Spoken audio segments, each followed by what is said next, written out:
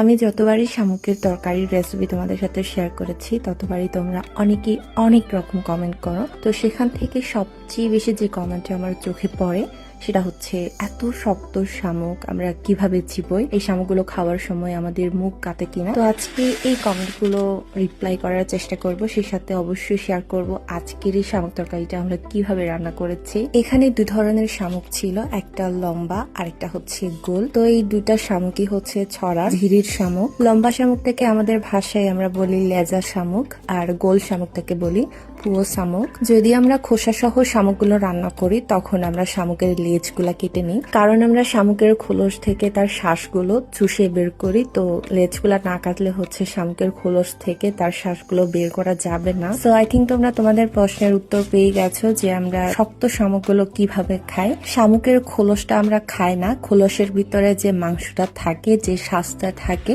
সেটা আমরা চুষে বের করে সেটা খাই। আজকের এই শামুকটা রান্না করব সিদলের তাওয়া দিয়ে, তার জন্য এখন আমরা সিদলের তাওয়া বানিয়ে নিচ্ছি। তো প্রথমে পরিমাণ মতো সিদল নিয়েছি একটা বাটিতে, তারপর পরিমাণ মতো পানি দিয়ে সিদলটা গলিয়ে নিচ্ছি। যারা এখনো সিদল গলানো দেখোনি, সিদলের তাওয়া আমরা কিভাবে বানাই সেটা জানো না, তাদের জন্য এই ভিডিওটা। তরকারির পরিমাণ অনুযায়ী সিদলটা নিতে হয়, তারপর সেখানে আবার পরিমাণ মতো পানি নিয়ে সিদলটা গলিয়ে সেটা হাঁড়িতে দিয়ে দিতে হয়। আর তাওয়াটা যখন ফুটে যাবে তখনই আমরা সেখানে অ্যাড করে দিই মরিচ বাটা, মানে আমরা যে যে ইনগ্রেডিয়েন্টস গুলো ইউজ করি সেটা আমরা সেই তাওয়ার মধ্যে দিয়ে দিই। আমরা এখানে দিয়েছি মরিচ বাটা, লবণ, হলুদ, তারপর ঢাকনা দিয়ে ঢেকে তাওয়াটা ফুটে যাওয়া পর্যন্ত ওয়েট করেছি। দেখতে পাচ্ছ তাওয়াটা ফুটে গেছে, আর এখন আমরা এখানে দিয়ে দিচ্ছি শামুকগুলো। এখন আমরা গাভিটা বেটে নিব।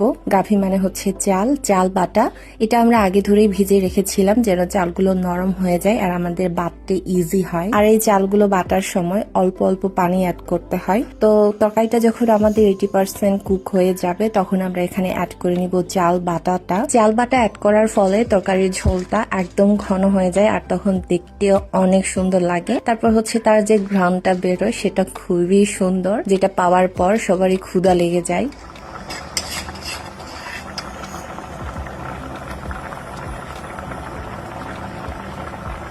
তরকারির ঝোলটা যখন আরেকটু ঘন হয়ে আসবে আর তরকারিটাও 90% কুক হয়ে যাবে তখনই আমরা এখানে অ্যাড করে দিব সাবারাং পাতা। আমি মনে করি এই সাবারাং পাতা ছাড়া শামুক তরকারি জাস্ট অসম্পূর্ণ। সাবারাং পাতা অ্যাড করার পর তরকারি থেকে সুন্দর একটা স্মেল বেরোতে শুরু করে, যেটা পাওয়ার পর অবশ্যই তোমার ক্ষুধা লেগে যাবে। তো দেখতে পাচ্ছ এটা আমার তরকারির ফাইনাল লুক, খুবই সুন্দর আর এটা খেতে খুবই দারুণ হয়েছে। আমার খুবই পছন্দের একটা তরকারি এটা। তো আজকের এই রেসিপিটা তোমাদের কেমন লেগেছে অবশ্যই কমেন্ট করে জানাবে, আর যদি ভালো লাগে তাহলে অবশ্যই লাইক কমেন্ট শেয়ার করে দিবে। দেখা হবে নতুন একটি ভিডিওতে, সে পর্যন্ত সবাই ভালো থেকো, সুস্থ থেকো, টাটা বাই।